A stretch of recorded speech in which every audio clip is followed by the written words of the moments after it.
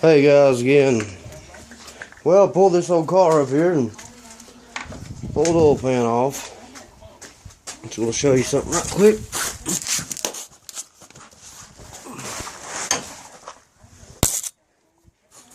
Can you see this? Oh yeah.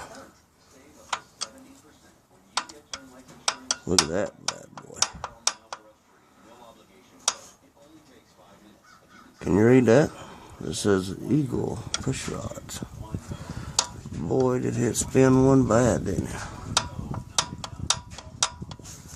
Really bad. I was going to show you that right fast. Whenever I go through and do everything, I'll record it and show you guys how to do it. But yeah, keep watching for updates.